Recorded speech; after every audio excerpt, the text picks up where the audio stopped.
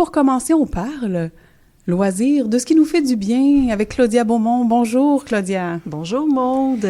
Merci d'être là avec nous ce matin pour parler, c'est ça, de passe-temps et pourquoi c'est essentiel de réintégrer ça dans notre quotidien. Oui, tout à fait. Bien, on commence avec une petite dose de légèreté et je dirais, en fait, j'espère avec les informations que je vais vous transmettre que ça pourrait se traduire en une dose d'optimisme. On en a besoin, je pense, ces temps-ci, on ne crachera pas là-dessus. Voilà. Une petite dose bien-être, là. Oui. Mais je suis curieuse, moi, Maude, est-ce que toi, tu as un passe-temps? Mon Dieu, la grande question. J'en ai plusieurs, je dirais, plusieurs passe-temps. Oui, des fois, je me demande la limite entre le passe-temps et la passion, formation, etc. Mais bref, la lecture, ça, c'est assuré. Et puis sinon, tout ce qui est sport extérieur, j'adore ça. On pourrait y aller avec ça. Tiens, le sport. Le sport, bon, mais c'est très bien. L'important, c'est d'arriver à trouver du temps sans se mettre trop de pression. Mais si je vous en parle aujourd'hui, vous savez, c'est parce qu'il y a un petit lien avec les tendances numériques. Bon, d'abord, en début d'année, je suis tombée sur un palmarès qui parlait des attentes des utilisateurs de médias sociaux en 2025. Puis bon, ça a piqué ma curiosité parce que c'est mon domaine, mais il y a un point, une tendance, en fait, dans ce palmarès-là qui a vraiment attiré mon attention, c'est qu'il semblerait que les utilisateurs, cette année, en particulier les plus jeunes, recherchent davantage d'inspiration pour se faire du bien, donc du plaisir. Ils veulent voir dans leurs écrans, en fait, des gens qui pratiquent, par exemple, du sport, des jeux, des choses qui vont juste leur faire du bien et donc, le hobby, là, je le dis des fois en anglais parce qu'il y en a pour qui que ça résonne davantage, le passe-temps, est donc mis en valeur davantage. Et donc, il semblerait que les audiences vont rechercher ça un petit peu plus sur les médias sociaux en 2025. J'ai bien hâte de voir comment ça va se traduire. Puis, il y a deux raisons pour ça. Pourquoi qu'on observe cette tendance-là? La première, vous allez voir, ça semble un petit peu paradoxal, c'est à cause de la fatigue des écrans. Bon, on parle de fatigue des écrans dans les écrans.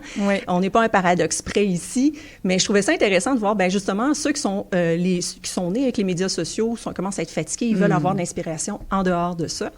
Deuxième chose, ben c'est comme un moyen de lutter, prendre une pause, en fait, je dirais, par rapport à l'anxiété ambiante. Puis, on est un petit peu là-dedans cette année. Donc, ça m'a interpellée. Je me suis dit, oui, c'est un sujet que tout le monde connaît, le passe-temps, mais est-ce qu'on connaît vraiment ses bienfaits pour la santé mentale et physique? Donc, c'est un peu le sujet aujourd'hui. Effectivement. Puis, comment est-ce qu'on définit un passe-temps? Tu sais, moi, j'hésitais, là, j'étais comme, ben là, ça, c'est un passe-temps, c'en est pas un. Comment on le définit? Ça, c'est une bonne question parce qu'il y a plusieurs personnes qui me l'ont demandé sur les médias sociaux ou quand je les ai interpellées pour un texte. On me disait, OK, mais moi, je fais de la lecture, j'aime lire des bandes dessinées. Est-ce que ça, c'est un passe-temps? Bien, la réponse, bon, je suis allée consulter quelques dictionnaires pour voir c'est quoi la réelle définition. Et puis, je suis tombée sur quelques-unes qui sont un peu vieillottes. Par exemple, on dit un passe-temps, ça le dit, c'est pour passer le temps, donc pour éviter de s'ennuyer. Mais je trouvais ça un petit peu réducteur. Donc, je vous propose une nouvelle...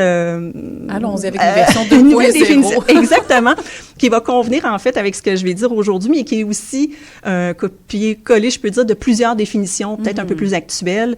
Et donc, un passe-temps, on pourrait dire que c'est une activité pratiquée régulièrement durant ses temps libres, évidemment en dehors du travail, choisie pour le plaisir et l'intérêt qu'elle suscite. Donc, c'est super important, je pense, 3 mots, régulièrement, dans ses temps libres, plaisir et intérêt qu'elle suscite. Intéressant. Donc, à vous, après ça, oui, la lecture rentre là-dedans tout à fait. Bon, parfait. J'ai un passe-temps. Et comment est-ce que la pratique d'un passe-temps peut avoir un effet positif sur le bien-être et donc, par conséquent, la santé également? Comment on explique ça? Oui, c'est ça. Et c'est là qu'il y a un lien très pertinent, je trouve, avec le moment qu'on vit en ce moment. À différents niveaux, on ressent qu'on est dans une époque anxiogène et, bon, on est tous des fois un peu scotchés à nos écrans et ça devient de plus en plus stressant. Et je reviens justement à ce sujet-là, l'anxiété. Il semblerait que la pratique d'un passe-temps peut nous aider à gérer ça un petit peu mieux. Puis bon, pourquoi? Là, je vais vous parler un peu d'état de flow. Je ne sais pas si tout le monde est familier avec ça. En fait, c'est quand on dit qu'on est dans un état de flow, c'est qu'on pratique une activité qu'on aime, qui nous fait du bien, encore une fois, qui n'est pas nécessairement du travail. Donc, il n'y a pas d'objectif de performance ou de créer quelque chose qui a une finalité en soi. C'est de s'adonner à ce qu'on fait. Puis, à un moment donné, on finit par oublier la notion du temps. Hein? Vous savez, des fois, on peut être en train de jouer d'un instrument de musique, par exemple, ou encore en train d'écouter de la musique. Et on en oublie, oui, le temps qui passe, mais aussi nos soucis. Et c'est ça. Ça a l'air tout à fait banal dit comme ça, mais c'est d'arriver à avoir cet état-là qui fait en sorte qu'on va s'ancrer un peu plus dans le moment présent et donc ça va avoir un effet sur le stress. Et d'ailleurs, il y a une étude qui a été publiée par le journal de l'Association américaine d'art-thérapie qui a démontré que l'activité artistique, par exemple, même celle amateur d'un peintre du dimanche, permet de réduire drastiquement le cortisol, donc l'hormone du stress. Oui. Et on compare même, en fait, la pratique d'un passe-temps, que ce soit le sport ou l'activité artistique, par exemple, à des activités comme le yoga et la méditation qui ont fait leurs preuves sur les effets du cortisol. Oui. Donc, si la méditation vous tente moins, vous pouvez vous concentrer sur quelque chose d'un petit peu plus concret. Ben oui, absolument. Tu sais, pourquoi pas le dessin, justement, l'art-thérapie, puis même pas nécessairement avec cette vocation-là, mais juste pour le plaisir de se vider la tête. Et là, on est dans une société qui est hyper productive, qui mise beaucoup sur la performance. Tu le disais tout à l'heure, on veut performer même nos moments de tranquillité à la maison, sur les médias sociaux, par exemple. Est-ce que ça peut être perçu comme une distraction qui nuirait à la productivité professionnelle? Oui, tout à fait. Et c'est là que, bon, je suis certaine, des fois, il y a peut-être des gens qui étaient à l'écoute en ce moment, ils se disent, ouais, mais là, moi, j'ai pas le temps. Puis en quoi ça va m'aider à passer à travers mes listes de tâches que j'ai au quotidien? Parce qu'effectivement, il y a eu des écrits là-dessus qui peuvent presque mettre le passe-temps dans la catégorie de quelque chose qui s'apparente à la procrastination, hein, comme un mécanisme d'évasion pour des tâches stressantes puis qu'on n'a pas envie de faire. Comme si c'était pas assez glam, là, de dire, ben moi, je fais du tricot ou du crochet pour me vider la tête. Oui, et c'est ça. Puis là, après ça, de dire, d'abord, ça va être quelque chose de plus gratifiant si tu arrives à monétiser, par exemple. Ouais. Ça, c'est un autre sujet, là, la monétisation des passe-temps. Là, ici, on est vraiment pour parler des bienfaits puis une façon d'être un peu plus résilient. Puis justement, ça m'amène au point de vous voyez, dans une période, encore une fois, je reviens à une période de stress dans laquelle on peut être en ce moment, d'incertitude. On dit souvent qu'il faut développer notre résilience et notre adaptabilité au changement. Hein? On entend ça souvent. Et une de ces façons-là, c'est en musclant sa créativité. Puis pas nécessairement besoin de prendre des grandes formations là-dessus. Et vous savez, c'est pas moi nécessairement qui dis ça. Je suis tombée sur une thèse de doctorat ce week-end en préparant la chronique. Un chercheur qui s'intéressait au sujet. Le titre, c'est « Créativité, adaptabilité et compétences à s'orienter tout au long de la vie ». Lui, il s'intéresse justement à la créativité au quotidien. Et ce qu'il dit, moi, c'est ce qui m'a frappé le point saillant ici, parce que c'est un gros... j'imagine. C'est 300 quelques pages, là. Je vais juste sortir un petit bout pour vous convaincre, qui dit que, donc, dans la créativité au quotidien, qu'on retrouve, par exemple, dans l'écriture, le bricolage ou l'écoute de la musique, c'est la façon, en fait, ce qui est bon là-dedans, c'est la flexibilité cognitive qu'on va pouvoir aller développer là-dedans. Ça a l'air tout à fait banal, mais si on pratique ça régulièrement, je reviens à ce mot-là, régulièrement, c'est des activités qui nous permettent de développer d'autres façons de penser, d'être donc un petit peu plus, c'est ça, flexible de l'esprit, développer. Ce mot-là, oui, tu sais, du yoga créatif de la tête. Je ne sais pas comment le définir, mais... Oui, parce qu'effectivement, le quotidien peut rigidifier peut-être nos manières de penser, d'agir, de toujours être dans l'optique de « faut que je produise, j'ai des listes à faire, au bout desquelles je dois me rendre pour être accompli dans ma journée, dans ma semaine. » Donc oui, il y a une certaine rigidité. Donc j'aime ça, la flexibilité cognitive. On travaille notre muscle créatif avec ça, puis sans nécessairement se mettre de pression non plus, ça c'est important.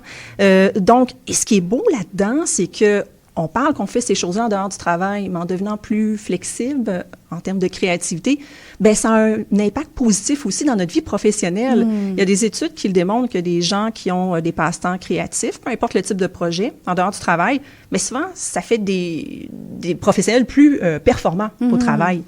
Donc, même que je dirais qu'il y aurait des employeurs qui devraient encourager ça. Au loisir. Exactement. Pas au loisir, mais plutôt au passe-temps. Donc, c'est transférable. Et juste aussi, une chose que je veux convaincre, en fait, le mot est fort, mais quand j'en parle dans mon entourage de professionnels, dont certains bourreaux de travail, là où c'est plus convaincant pour eux d'avoir un passe-temps, c'est que ça leur permet d'enrichir leur identité personnelle. Hein? On le sait que des fois, on se présente tout le temps par ce qu'on fait dans la vie, c'est ce qui est central, c'est là qu'on met nos énergies. Donc, de dire, ben j'ai des intérêts en dehors du travail, je suis une autre personne, puis ça passe par ce petit terrain-là qu'on peut cultiver à côté. Qui existe aussi. Et justement, là, pour celles et ceux qui se demanderaient comment choisir la bonne activité, le bon passe-temps, par où est-ce qu'on peut commencer? Admettons, là, j'en ai pas de passe-temps ou que je le sais pas, l'identifier dans ma vie. Bon, ben déjà, il y a peut-être deux questions que vous pouvez poser. Si c'est un passe-temps pour, justement, réduire votre stress, parce que ça a été pas mal le sujet là, dont on parlait tout à l'heure, si c'est ça, ce petit objectif-là, ben d'abord choisir une activité qui va pas trop demander d'énergie. Ça, c'est prioritaire, donc ça peut être la lecture. Si vous êtes sur les médias sociaux, j'y reviens un petit peu, il y a une tendance présentement sur TikTok, c'est en anglais, ça s'appelle Low Energy Hobbies. Okay. Et là, il y a plein de créateurs de contenu qui partagent leurs idées de projets, en fait, passe-temps, qui ne demandent pas trop d'énergie. Donc ça, c'est important, hein, parce qu'on veut pas se fatiguer, on veut pas se mettre de pression, puis dire « Ah non, il faut que je trouve du temps. » Le but, c'est que ce soit du ressourcement, là, exactement. Ces périodes-là. Oui, oui. Et si, en revanche, c'est un passe-temps aussi, ça peut être une façon d'apprendre des nouvelles choses. Ça peut être ça qui vous fait du bien aussi, d'apprendre la couture, la mécanique, le tricot. Si c'est l'idée de vous développer, justement, davantage en dehors du travail, bien, peut-être opter, justement. Il y a beaucoup de laboratoires, comme par exemple des ateliers de makers qu'on appelle à Montréal, où on peut aller louer des machines à coudre ou toutes sortes d'objets pour faire de la mécanique. Et là, ça nous permet des fois de développer des compétences manuelles. Puis ça aussi, c'est non négligeable, ça fait du bien. On développe notre autonomie. Absolument. Oui, je pense à Les Affûtés, entre autres, là, qui offrent toute une panoplie d'ateliers vraiment accessible à tout le monde. Là, puis c'est très varié dans ce qu'ils proposent. Là, c'est super intéressant. Donc, oui, pourquoi pas fureter un peu et chercher ces opportunités-là tout près de nous. Tout à fait. Pour développer, en plus de se détendre, hein? Ça, c'est sûr. Oui.